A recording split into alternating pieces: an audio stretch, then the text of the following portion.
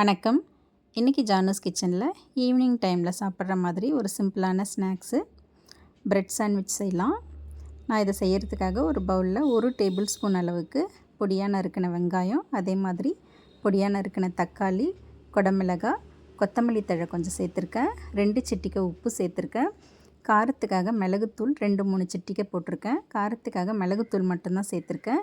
கூடவே 1 ஸ்பூன் அளவுக்கு tomato ketchup சேர்த்துருக்கேன். சேர்த்துட்டு இதெல்லாம் நல்லா கலந்து வச்சுக்கலாம். நல்லா கலந்தாச்சு. இது இருக்கட்டும். நான் பிரெட் ஸ்லைஸ் 4 எடுத்திருக்கேன். இது மினி ப்ரெட்டு, பேக்கரியிலலாம் கிடைக்கும். ரொம்ப குட்டியாக இருக்கும் இது. அது மேலே இந்த மாதிரி சீஸ் ஸ்லைஸ் வச்சுக்கிறேன். ரெடி பண்ணி வச்சுருக்க ஸ்டஃபிங் அது மேலே நல்லா பரப்பி விட்டுடலாம். மறுபடியும் அது மேலே சீஸ் ஸ்லைஸ் ஒன்று வச்சுக்கலாம். இந்த மாதிரி வச்சுட்டு இன்னொரு ப்ரெட் எடுத்து அது மேலே க்ளோஸ் பண்ணி வச்சிடுறேன். இப்போ தோசை தவா காஞ்சதும் அதில் கொஞ்சமாக பட்டர் சேர்த்துக்கிறேன். இந்த பட்டர் மெல்ட் ஆனதும் ரெடி பண்ணி வச்சுருக்க ப்ரெட் அது மேலே வச்சுக்கலாம். நல்ல லோ ஃப்ளேம்லேயே வச்சு இதை நல்லா ப்ரெஸ் பண்ணி விட்டு ஃப்ரை பண்ணிக்கலாம். இந்த மாதிரி நல்லா ப்ரெஸ் பண்ணி விடணும்.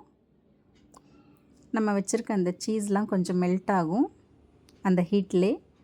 மறுபடியும் திருப்பி போட்டு நல்லா லோ ஃப்ளேம்லேயே வச்சு அந்த ப்ரெட்டை மறுபடியும் ஃப்ரை பண்ணிக்கலாம். இந்த மாதிரி நல்லா செவந்து வரணும். அவ்வளோதாங்க, ஒரு சிம்பிளான ப்ரெட் சாண்ட்விச் ரெடி ஆகிடுச்சு. இதை ஈவினிங் டைமில் ஸ்கூல் விட்டு வர்ற குழந்தைங்களுக்கெல்லாம் செஞ்சு கொடுக்கலாம். தேங்க்ஸ் ஃபார் வாட்சிங்.